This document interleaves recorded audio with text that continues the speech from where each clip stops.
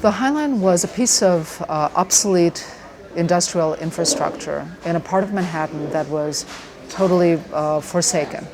And the administration that preceded Bloomberg as mayor wanted to demolish it because all of the property owners around felt that it would increase their property values if it was destroyed. There's a group of very young people, it was a ground-up activist project, realized that maybe just turning the High Line into a public park could be something that would be a catalyst for the growth of that part of the city. And they brought it also to the city, same administration, very it's a fantastic administration, it's very progressive. And then we got involved very, very early on into this project with James Corner and Pierre Rudolph and a group of collaborators. But what we saw on the High Line was this ruin. Basically, it had been sitting since 1980, fallow, with nobody could come up. It was illegal to come up.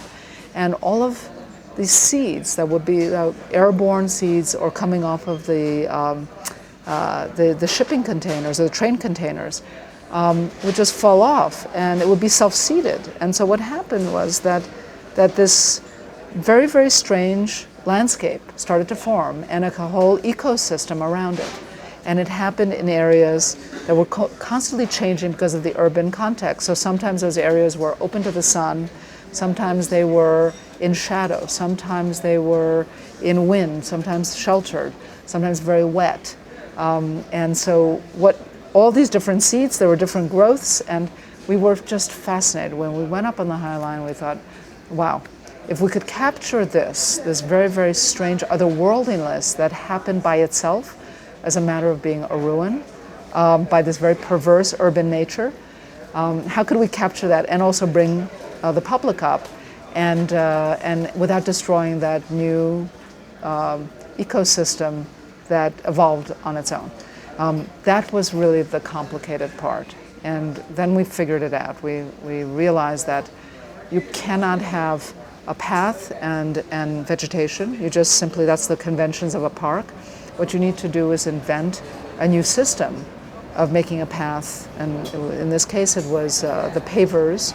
We designed these pavers that they would comb together with the vegetation and they could be organized in different proportions, different gradients. So you could go from 100% hardscape to 100% vegetation, or any gradient in between, and the path of movement wouldn't be one side or the other, it would be through.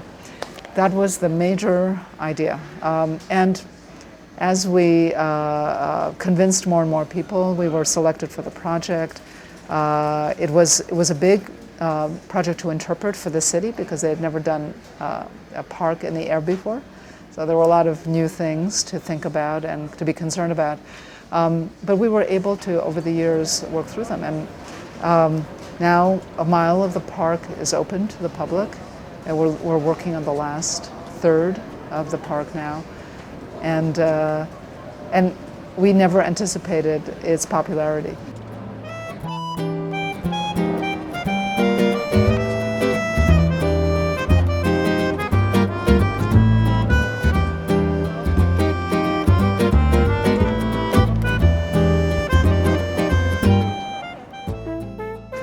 Not only is it extraordinarily popular worldwide, but now there's a kind of viral effect. There are High Lines happening all over the world, and also there's a huge amount of growth in this part of Manhattan as a result of the High Line. So the hypothesis that a really strong amenity, public amenity, could actually change the economics of a whole area really proved to be true.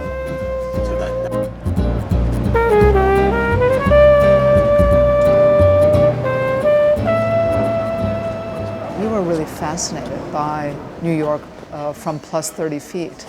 And there you see all the unintended things. You see the blank party walls. You see, of course, the train was depositing meats and foodstuff and light industrial to loading docks. So you see these loading docks and garage doors up at 30 feet. You see tracks going into bricked up buildings. You see smokestacks that you would never see inside of alleys. You see car lifts. You see cars lifted at 30 and 40 feet that you would, like how do you experience that otherwise? You see billboards of underwear ads, huge, and you're very close to them. You see into windows and things that you're not supposed to see. And that's the beauty of the High Line, is that it wasn't really designed, those buildings weren't designed to be seen from the High Line. It was an accidental condition that came as a result of incongruous things and events. And that's what's really so great, is that it's discordant. It doesn't really, it's not understandable in a way. And that's the beauty of it.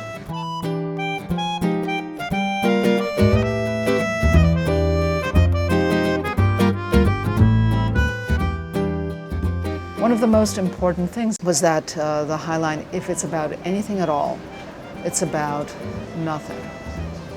It's the one place that New Yorkers, a new discovery for New York, can come and actually do nothing, because you can't do anything there. You can't throw balls. You can't. You can't bring your bicycle or your rollerblades, or you can walk. You can sit, and New Yorkers that are always very productive and are filling every moment with their lives, either at work, or if they're not at work, they're burning calories. Or if they're not burning calories, they're walking their dog, or they're doing something, and it's always, or texting using their devices. But there, you actually can, you're 30 feet up in the air in this very unfamiliar environment. You really kind of let go. And there's one spot on the High Line that is called the Sunken Overlook that goes over 10th Avenue, that frames 10th Avenue, and you can see the headlights, the taillights of cars as they're going uptown. And this is a moment of supreme nothingness.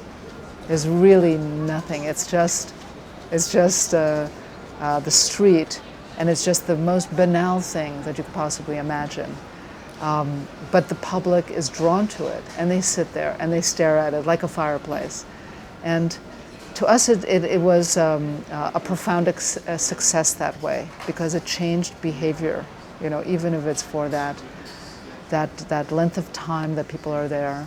And New Yorkers really love it. So we consider it a success, because not only do visitors love it, but it's part of New Yorkers' lives. Oh boy,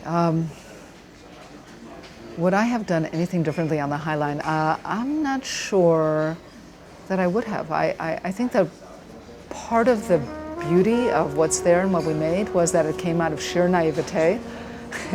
And what I've learned, and actually the last parts of the High Line, what we have collectively learned, the city and the design team, the engineers, the managers, and all of that, is it becomes a little bit more restrictive. And so it's good to have a little bit of knowledge and not too much. And what was really great was that everybody did this leap together, and thought that, well, let's take a chance at this. But it was a very big risk, and it was an expensive risk. And it was great that we did it, but it was the right people at the right time with the right administration, and everything was just perfect. And it was also post 9/11, and I think that there was a genuine interest in New York in something that was public and an amenity. And it came when the first chapter, the first part of the High Line opened. It came as a great gift to New Yorkers, because they didn't really anticipate it. And then they were, so happy to have it.